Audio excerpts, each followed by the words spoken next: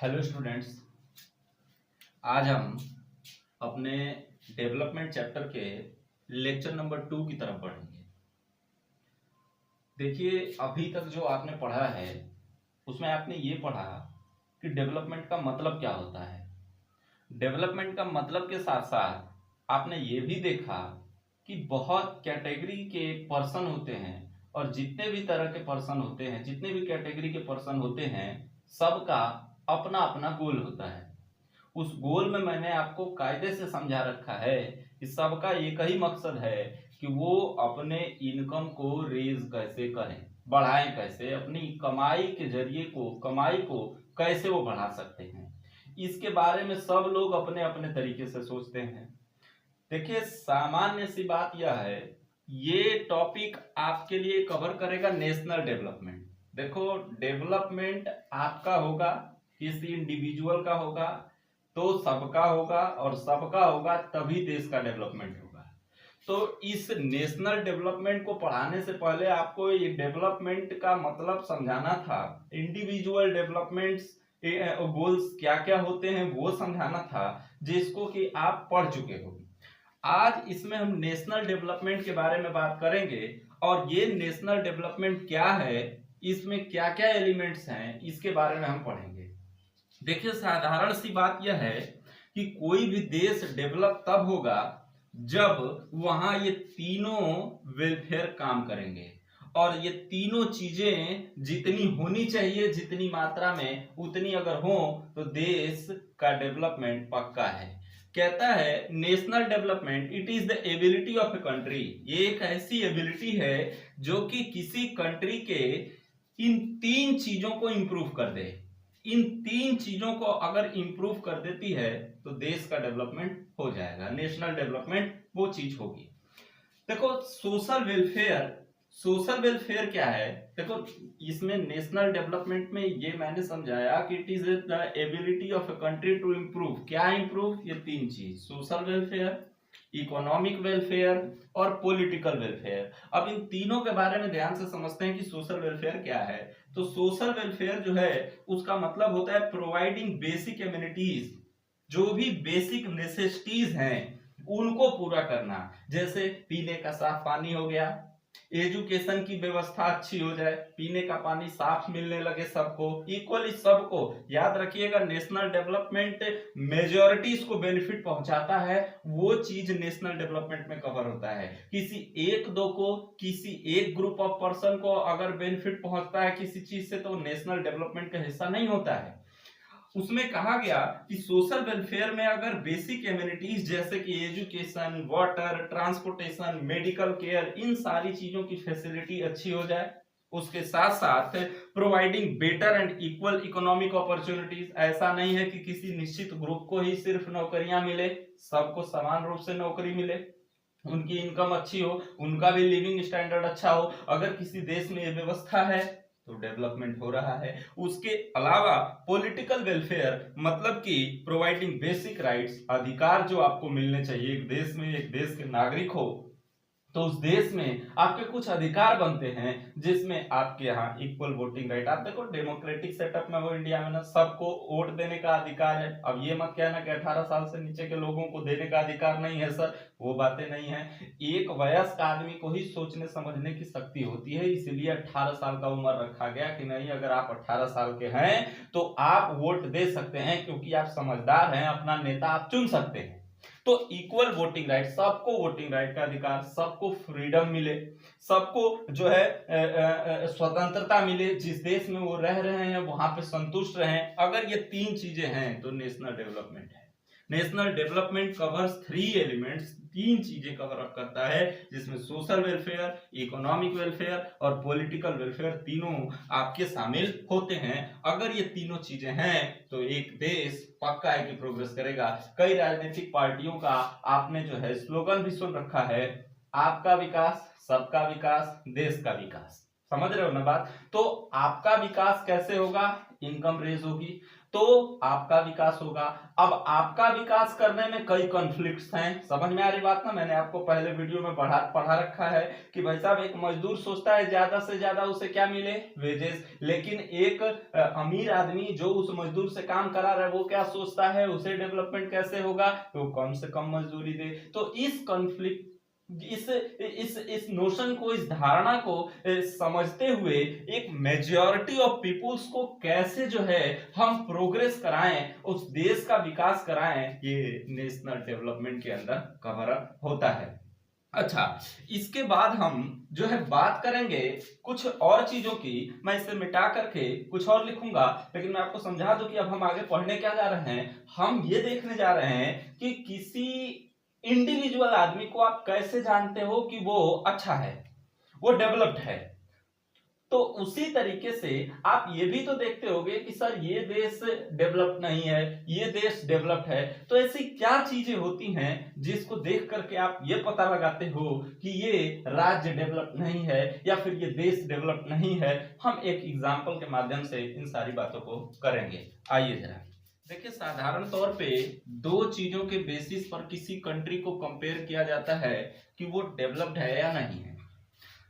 पहला जो है वो है नेशनल इनकम के बेसिस पर, नेशनल देश की आय की बेसिस पर, और दूसरा जो है वो है पर कैपिटा इनकम के बेसिस पर, पर कैपिटा इनकम की बेसिस पर। दो बेसिस पर हम जो है ये तय करते हैं कि ये देश इससे अच्छा है, डेवलप्ड है, वो प्रोग्रेस कर चुका है, और ये देश उसके मुकाबले कमजोर है, डेवलप्ड नहीं है।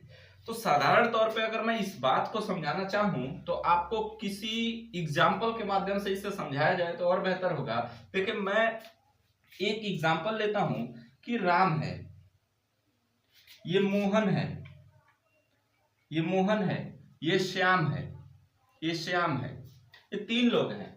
मैं आपसे पूछूंगा कुछ सवाल, उसके जवाब आप अपने मन में सोचिएगा और उसके बाद ये बातें आपको बिल्कुल समझ में आ जाएंगी। देखो, राम जो है इसकी इनकम जो है, इनकम मतलब कमाई, मैं एग्जांपल ले रहा हूं, साल भर की ले रहा हूं, तो इसकी जो कमाई है वो कमाई 100 रुपए है, 100 रुपए।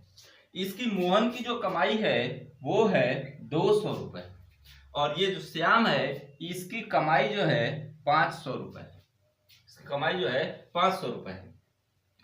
अब मैं आपसे कुछ सवाल पूछ रहा हूं, ये बताओ कि इनमें से सबसे डेवलप्ड आप किसे कहोगे?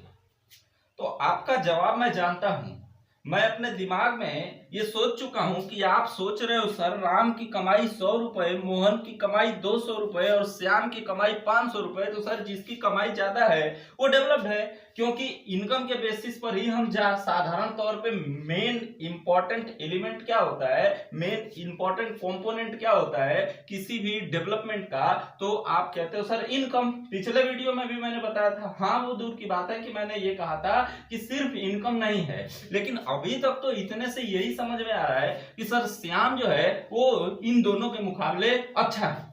हाँ सर बिल्कुल सही है, लेकिन अगर क्या होगा, मैं अगर यह कह दूं कि number of person, number of person मतलब कि राम के घर में खाने वाले सिर्फ एक, राम अकेला है, मतलब ये राम 100 रुपए कमाता है और इसके घर में कोई नहीं है, सिर्फ ये अकेले खाता है, तो इसके पास तो एक आदमी है, तो इसके पास पर हेड की इनकम कितनी है, 100 रुपए है। अच्छा, मैं अगर मोहन की बात करूं तो इसके घर में खाने वाले 4 लोग हैं, एक राम है, इसकी बीवी है और एक से 2 बच्चे हैं, हम 2 हमारे 2, मतलब कि मोहन के घर में 4 लोग हैं। और ये जो श्याम है इसकी कमाई 500 रुपए है। मैं इसके बारे में आपको बताता हूं, इसके घर में 10 लोग हैं खाने वाले। अब मैं ये पूछूं कि अब बताओ कि इसमें से सबसे अच्छा कौन है, तो आपका जवाब मैं जानता हूं, मैं अपने मन में सोच चुका हूं बच्चे कि आप क्या सोच रहे हो, सर ये राम अकेले 100 रुपए कमा रहा है और इसके घर में कोई खाने वाला नहीं है, सिर्फ यह अकेले अपने ऊपर 100 रुपए अपनी मर्जी से खर्च कर सकता है, लेकिन जो मोहन है इसके यहाँ 200 रुपए की तो कमाई है, राम से ज्यादा कमाई है, लेकिन कमाई ज्यादा है तो क्या खाने वाले भी तो ज्यादा है ना। समझ में आ रही कि नहीं आ रही बात? अच्छा, श्याम के यहाँ कमाई इससे भी ज्यादा है। इन दोनों के मुकाबले श्याम के पास 500 रुपए की कमाई है, लेकिन खाने वाले 10 लोग हैं। अगर मैं आपसे कहूं कि यहाँ पे पर हेड की इनकम, पर हेड की इनकम, पर हेड इनकम, पर हेड इनकम कितना है, तो आप जवाब दोगे सर राम के यहाँ 100 रुपए है, 100 रुपए है राम के यहाँ। मोहन के यहाँ अगर बात करें तो 50 रुपए है। मतलब एक आदमी के सर के ऊपर 50 रुपए खर्चा किया जा सकता है। लेकिन श्याम के ऊपर जो है, श्याम के यहाँ जो है, इसके यहाँ जो है सिर्फ और सिर्फ इसके यहाँ भी 50 रुपए निकल के आते हैं। इसके यहाँ भी सिर्फ और सिर्फ 50 रुपए ही निकल के आते हैं। अब आपका जवाब बिल्कुल और बिल्कुल बदल जाएगा कि सर यहाँ पे हम सबसे अच्छा राम है। मेरी बात ध्यान से समझ रहे हैं आप? मतलब आप सिर्फ इनकम के बेसिस पर, सिर्फ इनकम के बेसिस पर किसी को यह नहीं कह सकते कि ये उसके मुकाबले अच्छा है। इनकम के अलावा एक और कॉन्सेप्ट चलता है पर कैपिटा इनकम। मैं इसी एग्जांपल को अगर आपके यहाँ पे मैं इस नाम को हटा करके कंट्री को अगर किसी लिख दूं तो ये कॉन्सेप्ट बिल्कुल और बिल्कुल आपकी किताब का हो जाएगा। एग्जांपल बिल्कुल सटीक बैठेगा। आप जरा ध्यान से देखिए, मैं यहाँ पे कह दे रहा हूँ इंडिया, इंडिया, यहाँ पे मैं कह दे रहा हूँ यूएसए, मैं यहाँ पे कह दे रहा हूँ चाइना, चाइना, चाइना। ये 3 देश हैं बच्चे। ये इनकम, अब देखो ये इंडिविजुअल की थी तो इनकम को इनकम बोला, अब मैं इसे क्या बोल दूंगा, नेशनल इनकम, देश की आय। अच्छा, नेशनल इनकम इसकी 100 रुपए है, इसकी 200 रुपए है और इसकी 500 रुपए। नेशनल इनकम क्या है मैं अगले टॉपिक में इसको कवर अप करता हूं, अभी मत समझिए, सिर्फ इतना समझिए कि देश की आय है। अच्छा ठीक है सर, आप समझाओगे ना? बिल्कुल समझाऊंगा। अच्छा, नंबर ऑफ पर्सन, अभी तक आपके घर में जो नंबर ऑफ पर्सन थे उसे आप नंबर ऑफ पर्सन कह रहे थे, लेकिन अब जब देश की बात आई तो जितने भी लोग होते हैं कंट्री में उसे हम पॉपुलेशन कहते हैं, पॉपुलेशन कहते हैं, पॉपुलेशन। अच्छा, तो सर नेशनल इनकम से सिर्फ और सिर्फ किसी देश को यह नहीं आंका जा सकता कि यह देश अच्छा है और यह देश बुरा है। उसके लिए आपको क्या निकालना होगा, पर हेड की इनकम। तो यहाँ पे पर हेड की इनकम को ही आपका पर कैपिटा इनकम कहा जाता है, पर कैपिटा इनकम। मतलब वहां की जो नेशनल इनकम है उस नेशनल इनकम को अगर आप डिवाइड कर देते हो, नेशनल इनकम को आप डिवाइड कर देते हो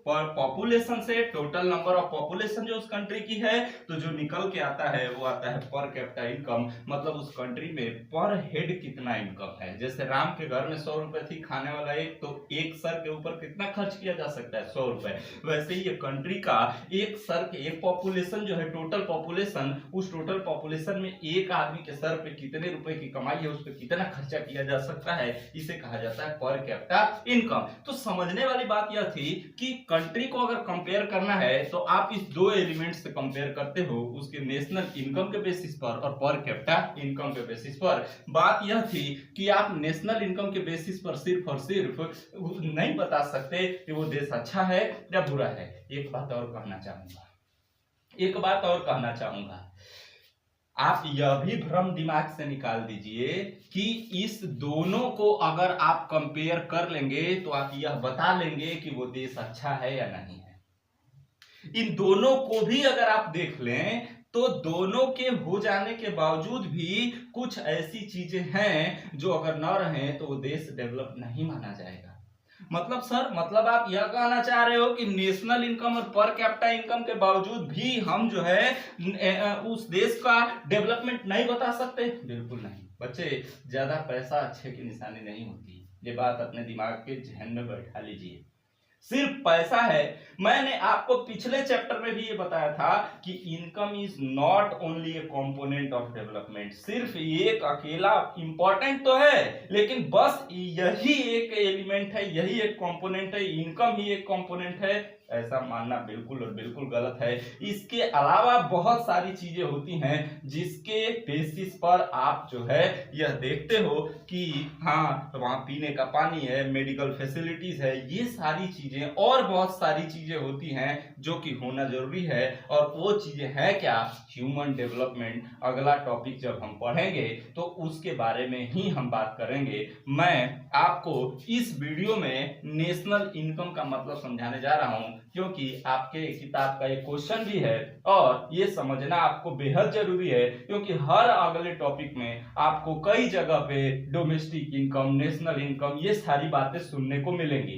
तो आप सिर्फ रटो, मैं यह नहीं चाहता, आपको पूरा पक्का नॉलेज हो। मेरे बच्चे ये ना कहें कि हाँ ये सुना है, मेरे बच्चे पूरे कॉन्फिडेंस के साथ ये कहें कि हाँ ये चीज मैं जानता हूं, तब मुझे सेटिस्फेक्शन मिलेगा। तो मैं आपके साथ अगला टॉपिक जो चर्चा में ले आऊंगा वो ले आऊंगा नेशनल इनकम क्या होता है। मेरी बात ध्यान से सुनेंगे, मेरी बात ध्यान से देखो। इन डेप्थ में तो आप क्लास 12th में पढ़ोगे, लेकिन क्लास 12th के जितना तो नहीं, लेकिन थोड़ा बहुत मैं आपको ये समझा पाऊं कि डोमेस्टिक इनकम और नेशनल इनकम क्या होता है उसके बारे में।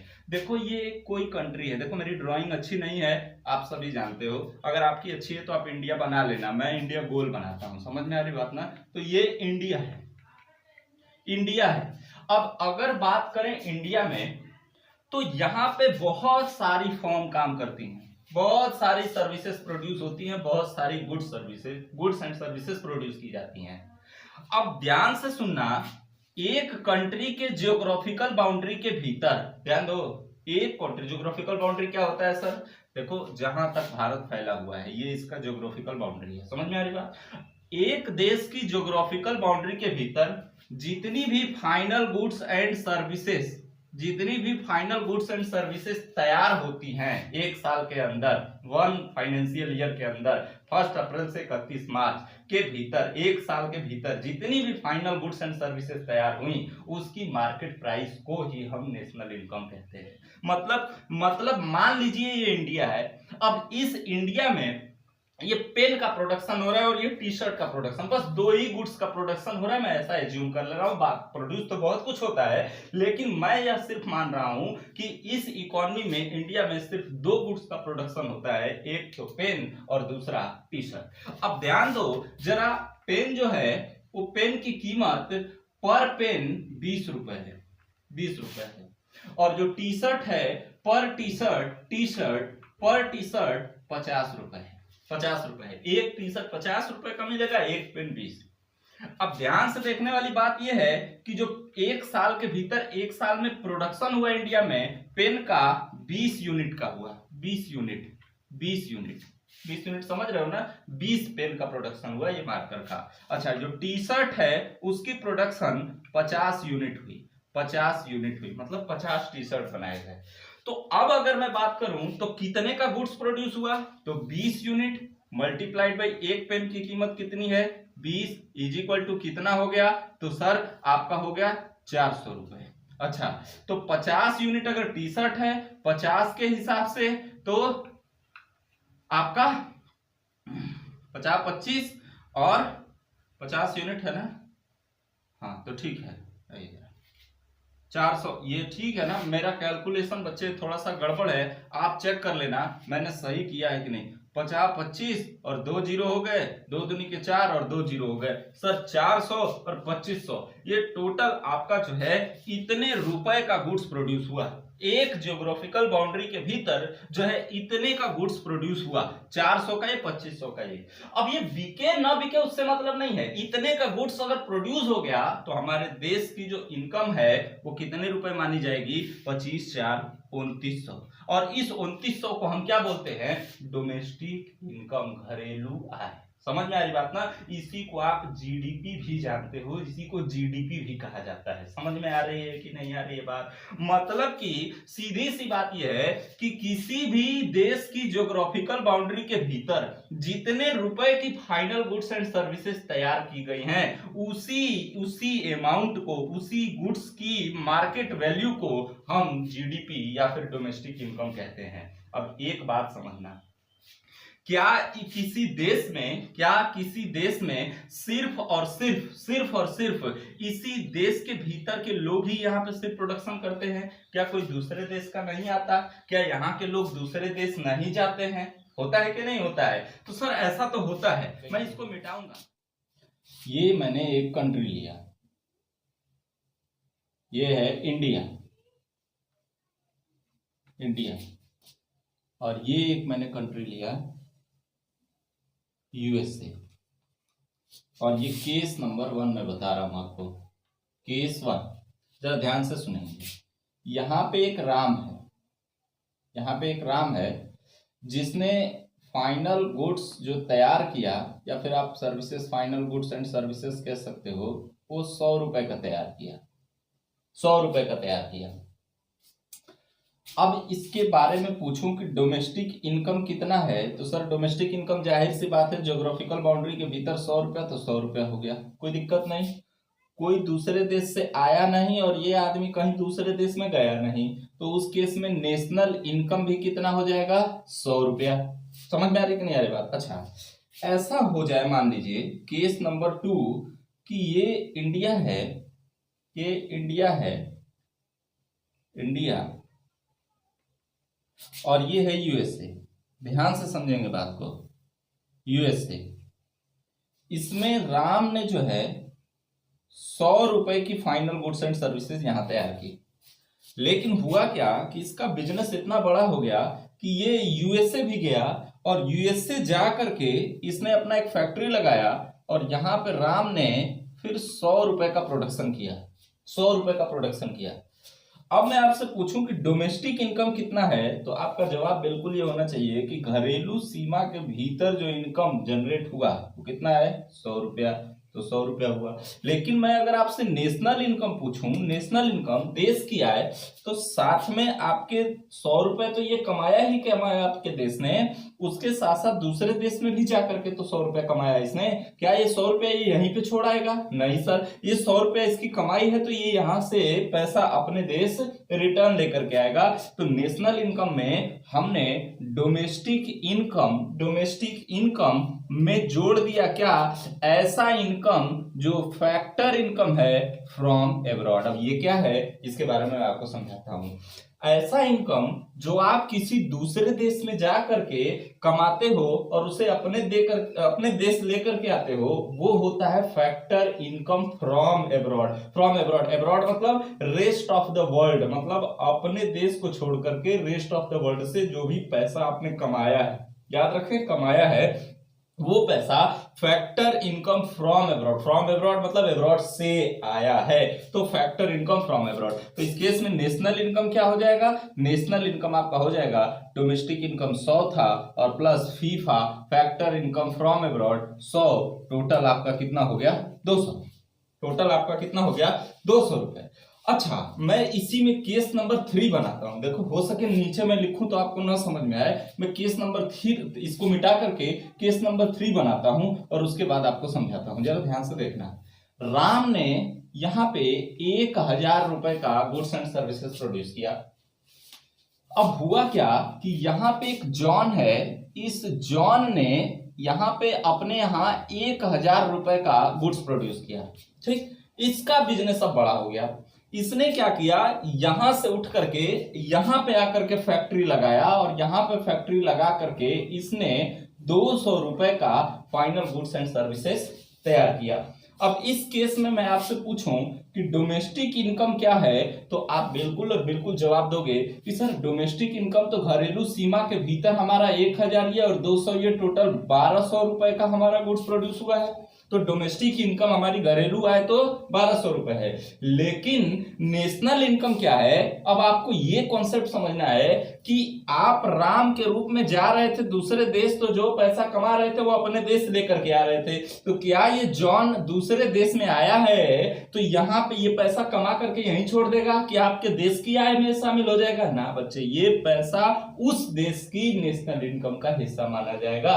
ये भले आपकी डोमेस्टिक इनकम का हिस्सा है क्योंकि ये डोमेस्टिक टेरिटरी के भीतर है, लेकिन वो आपकी देश की आय नहीं मानी जाएगी। तो उस केस में नेशनल इनकम हो जाएगा डोमेस्टिक इनकम माइनस आपका ऐसा इनकम जो factor income to abroad. Factor income to abroad कहा जाता है इसे, मतलब ऐसा पैसा जो दूसरे देश के आदमी ने आकर के हमारे यहाँ काम किया और वो उसके पैसे के रूप में हमें उसे देना पड़ा, ऐसा पैसा जो दूर देश को दिया है। फैक्टर इनकम फ्रॉम एब्रॉड, ऐसा पैसा जो दूर देश से कमाया है। फैक्टर इनकम टू एब्रॉड, ऐसा पैसा जो दूर देश को दिया है। ये बात आपको समझनी थी। तो उस केस में हमारी नेशनल इनकम कितनी हो जाएगी? सर डोमेस्टिक इनकम तो हमारी है 1200 माइनस जो पैसा दे दिया दिया, कितना दे दिया 200, बचा कितना 1000, ये आपकी देश की आय बन जाएगी। समझ में आ रही कि नहीं आ रही बात? मतलब नेशनल इनकम का कॉन्सेप्ट क्या है कि नेशनल इनकम को हम ऐसे कह सकते हैं, national income is equal to आपकी जो डोमेस्टिक इनकम है, डोमेस्टिक इनकम का मतलब समझ में आ गया होगा, plus factor income from abroad, मतलब ऐसा पैसा जो डोमेस्टिक इनकम के रूप में आपने कमाया है और उसमें ऐसा पैसा जो दूर देश से कमाया है, फैक्टर इनकम फ्रॉम एब्रॉड, और उसमें से माइनस क्या कर देते हैं, जो पैसा फैक्टर इनकम टू एब्रॉड मतलब दूर देश को दे दिया है। अब इसी को किताब में आपके लिखा हुआ है बस इतनी सी बात कि national income is equal to domestic income minus plus net factor income from abroad, ये किताब में लिखा हुआ है ये फॉर्मूला। मैंने आपको इस फॉर्मूले का एलेबोरेशन समझाया, अच्छे से इस फॉर्मूले को समझाया है। आई होप आपको ये बिल्कुल और बिल्कुल पसंद आया होगा। तो net factor income from abroad क्या होता है, how we get net factor income from abroad, तो फैक्टर इनकम फ्रॉम एब्रॉड में से जब माइनस कर देते हैं फैक्टर इनकम टू एब्रॉड, जो कमाया है और जो दिया है उसका बैलेंसिंग फिगर जो है वो net factor income from abroad होता है। तो नेशनल इनकम के बारे में आपके चैप्टर में बस थोड़ा सा दिया था, मैंने इसको इलेबोरेटेड फॉर्म में समझाया है, आगे आपको ये काम करेगा। आई होप ये वीडियो आपको पसंद आया होगा। Thank you.